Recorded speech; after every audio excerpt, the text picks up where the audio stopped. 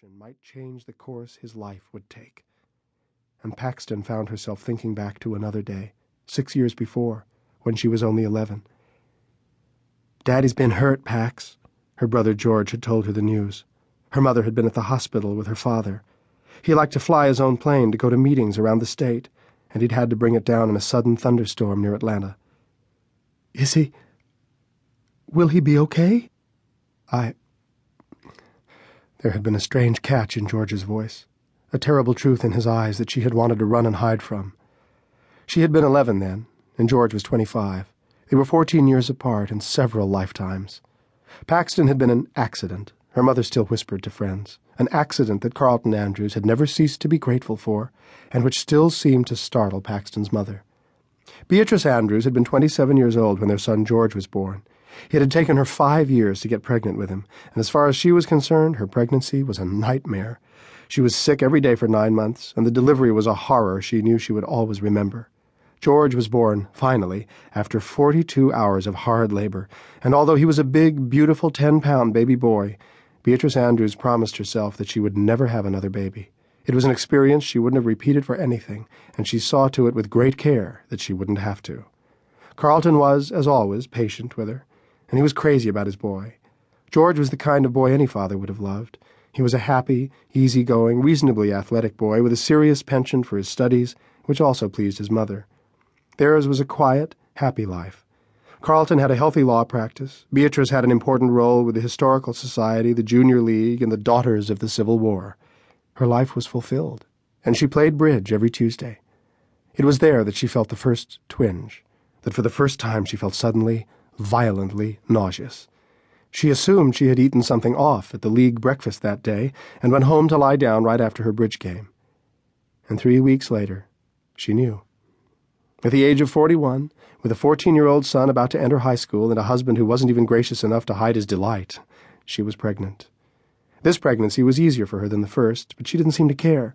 She was so outraged by the indignity of it, the embarrassment of being pregnant again when other women were thinking about grandchildren. She didn't want another baby. She had never wanted another child, and nothing her husband said seemed to appease her. Even the tiny, perfect, angelic-looking little blonde baby girl they put in her arms when she awoke barely seemed to console her. All she could talk about for months was how foolish she felt, and she left the child constantly with the huge, purring black baby nurse she had hired when she was pregnant. Elizabeth McQueen was her name, but everyone called her Queenie. She wasn't really a nurse by trade. She had borne 11 children of her own, only 7 of whom lived, and she was that rarest of rare gifts of the South, the old, beloved Black Mammy. She was filled with love for everyone, but most especially for children and babies, and she loved Paxton with a passion and a warmth that no mother could have surpassed had she given birth to her, and certainly Beatrice Andrews didn't. She remained uncomfortable around the little girl, and for reasons she herself couldn't really explain, she always kept her distance. The child always seemed to have sticky hands, or she wanted to touch the delicate bottles of perfume on Beatrice's dressing table, and she invariably spilled them, and somehow mother and child always seemed to make each other nervous. It was Queenie who comforted her when she cried, whose arms she ran to when she was hurt or afraid, Queenie who never left her, even for a moment. Beatrice Andrews was dutiful, loyal, organized, well-dressed, pleasant, polite, perfectly bred, and she had never felt a single emotion for anyone in her entire lifetime. She simply didn't have it in her.